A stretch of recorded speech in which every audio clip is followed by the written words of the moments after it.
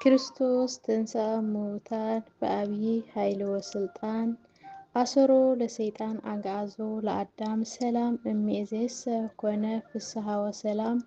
ሰላም ክርስቶስ ይብዛሕልኩም ናይ ፀሃይ ዩቱብ ተኸታተልቲ ቻናል ከመይ ኣለኹም?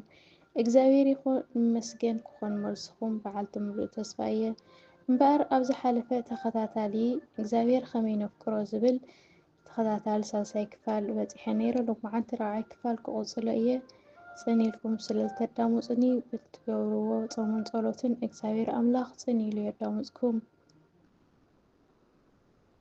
ሓገዝ ጎይታ ነቲ ን38 ዓመታት ሓጋዚ ስኢኑ ኣብ ዓራት ተጣቢቑ ዝነበረ ሰብኣይ ጎይታ ከመይ ዝበለ ሓገዝ ከም ዝገበረሉ ኣብ ዮሃንስ ወንጌል ተመዝጊቡ። እቲ ሰብኣይ እንታይ ኢሉ ከም ዝተዛረቦ ስምዓያ።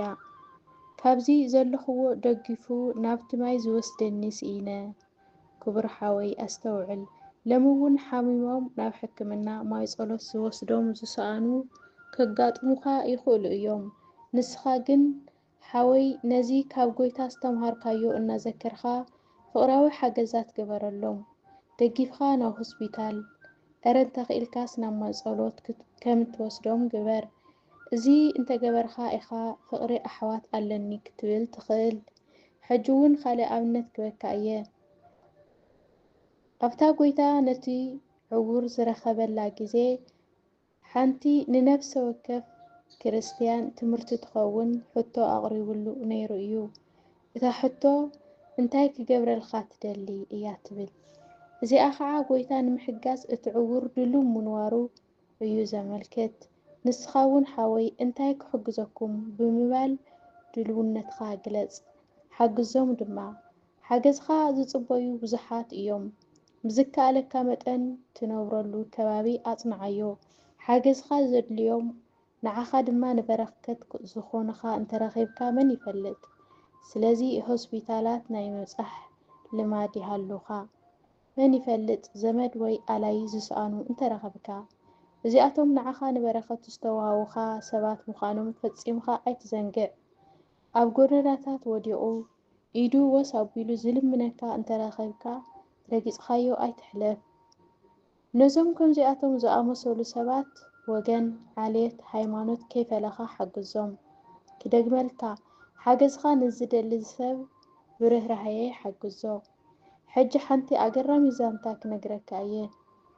ኣባ ቡሾይ ንዝደኸመ ብምሕጋዝ ኣብ ብፃዮም ዝነበሮም ፍቕሪ ዝገለጹ ኣቦ እዮም። ኣባ ቡሾይ ንዝደኸመ ብምሕጋዝ ኣብ ብፃዮም ዝነበሮም ፍቕሪ ዝገልጹ ኣቦ እዮም። ኣባ ቡሾይ ንእግዚአብሔር ብብህትውና ዘገልገሉ ዝነበሩ ኣቦ እዮም። ሓደ እዋን ኣብ ተቐመጥቲ ናይቲ ገዳም ተኣኪቦም ብምምጻእ እግዚአብሔር ክግለጸልና ለምንዎ እናበሉ ኣሸገርዎም።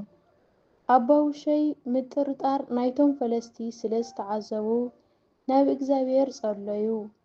ኦ እግዚአብሔር እዞም ሰባት ብህልውናኻ ይጠራጠሩ ኣለዉ እሞ ተገሊጽካ ህልውናኻ ኣረጋግጸሎም። እግዚአብሔር ድማ ከምዚ ኢሉ መለሰሎም። ቡሾይ ወደይ ጸሎትካ ተቐቢለዮ ኣለኹ። ኣብቲ እምባ ከም ዝግለጽ ንገሮም። እንተኾነ ግን ክብረይ ክርእዩ ኣይክበቕዑን እዮም። ንስኻ ግን ክትርአኒ ኢኻ። ኣባ ቡሾይ ኣኪቦም እግዚአብሔር ጽባሕ ኣብቲ እምባ ክግለጽ የሎም እዩ። ስለዚ ኣንጊኹም ተበገሱ በልዎም። ንጽባሒቱ ጉዕዞ ጀመሩ። ድሕሪ ዝተወሰነ ጉዕዞ ከዓ ኣብ መንገዶም ሓደ ብድኻም ተሰኒፉ ዝወደቐ ሰብኣይ ረኸቡ። እቶም ህዝቢ በጃኹም ረጊጽኩምኒ ኣይትሕለፉ፣ ኣነ እውን ክብሪ እግዚአብሔር ክርኢ ይደሊ እየ፣ በጃኹም ደጊፍኩም ውሰዱኒ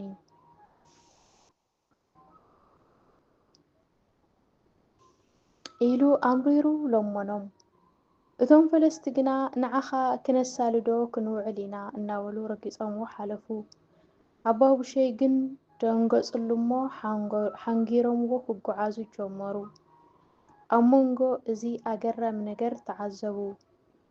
لكتي دخوم مسيلو زلمنوم زنبرة سبأي قويتا أيو أبا بشي نتي بمسامر استوغاء أقارو مسرأيو سنبدو قويتا دما كمزي ولوم بشي ودي كم تزول خخا إزي هزبي كبري أيرئن أيو أنا أبتهم دخومات مهلاوي بزي مفلاتو بلاش دخمه بشي ودي كم تزول خخا إزي هزبي كبري أيرئن أيو فلستي أب إنباك صبايو وعيلهم دخيمهم نبعلتهم تمولسو كبر حاوي إجزاوير نتم ناشتو أحواتي زجبرخم اللوم نعي كم زجبرخم اللي كم زبالة أيتزنجع حجون كبر حاوي كزخاخرة كاسم عني نخلاتهم شجرات عالية هيمانوت كيف لخا بقعمخا حق الزم جلا كي جبر كلهم سوق أيتبل نزاع صبغتي تقسمو رأيا كريستوس نهيوتو أو كندانا بجا سلازي حلفا نفقري بزي إنا نفلطا نحناون أو كندي أحواتنا هيوتنا كنحلف يقبا قدما يوهانس معراف سلسة فقر 16 كريستوس نهيوتو